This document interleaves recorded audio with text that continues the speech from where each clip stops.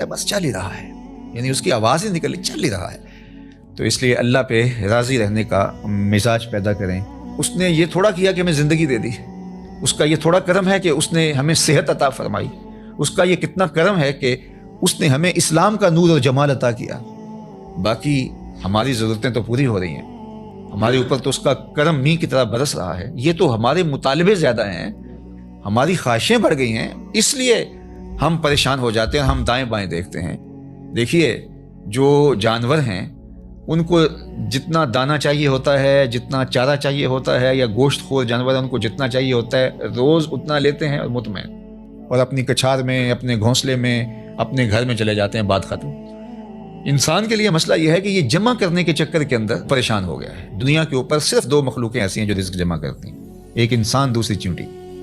اس کے علاوہ جتنی بھی مخلوقیں ہیں، چاہے وہ پانی کی ہیں، وہ مخلوقیں خشکی کی ہیں، ہواؤں میں اڑنے والی ہیں، کوئی اپنا رزق جمع نہیں کرتا۔ ہم کتنا کھاتے ہوں گے، لیکن یہ ہاتھی کتنا روز کھاتا ہے؟ بڑی مچھلیاں، وہیل مچھلیاں ہیں، یہ اتنا کھاتی ہیں ٹنوں کے حساب سے، اور اللہ اس پانی میں ان کے لیے وہ میسر فرما رہا ہوتا ہے۔ یہ ہنس پرندہ جو ہے یہ خالص سچے موتی کھاتا ہے، اور دنیا کے اندر لاکھوں کروڑوں ہنس پائے جاتے ہیں، اور اللہ روزانہ پیٹ بھرنے کے لیے ہر ایک کو سچے موتی فراہم فرماتا ہے۔ تو ہم تو خام خواہ پریشان ہو گئے۔ ہاں، ہمیں سائی کرنے کا کہا گیا ہے، محنت کرنے۔ وہ پرندہ بھی اڑ کے جاتا ہے، شیر بھی اپنی کچھار سے نکل کے شکار کرتا ہے، سائی وہ بھی کرتا ہے۔ تو اللہ جل شانہ ہمیں قناعت کا نور عطا فرمائے، اور اس نے ہمیں جس حالت میں رکھا ہے اس میں کامل مکمل اطمینان عطا کرے، ہماری ضرورتوں کو اپنے فضل سے پورا فرمائے۔ اور اس معاشرے کے اندر جس طرح معاشرتی نظم بن گیا ہے، تو ہماری کچھ مجبوریاں ہیں۔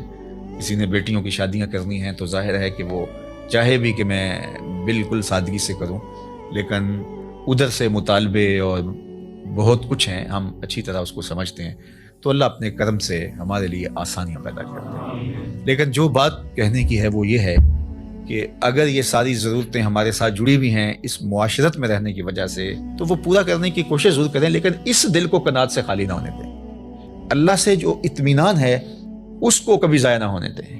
باقی یہ اگر ضرورتیں بڑھ گئی ہیں تو یہ معاشرے نے بڑھائی ہیں، ہماری ضرورتیں وہ پوری کر رہا ہے، اور ہم جو کہتے ہیں ہم پیچھے رہ گئے، تو ہم کچھ لوگوں کو آگے دے کے کہہ رہے ہیں کہ ہم پیچھے رہ گئے، ورنہ ہماری ضرورتیں وہ پوری کر رہا ہے۔ اور اس پر اللہ کے محبوب علیہ الصلوۃ والسلام نے ایک بڑی خوبصورت ایک بات ارشاد فرمائی، انظروا الی من هو اسفل منکم، فرمایا اپنے نیچے دیکھو، نیچے دیکھنا شروع کر دو گے تم سکون میں آ جاؤ گے، اور جب آپ اوپر دیکھو گے تو آپ جہاں بھی چلے جاؤ گے تو کوئی اور اوپر ہوگا، تو اس کو دیکھو گے تو آپ کہو گے کہ میں پیچھے رہ گیا ہوں۔ حتیٰ کہ وہ جو دنیا کے ٹاپ 10 لوگ ہوتے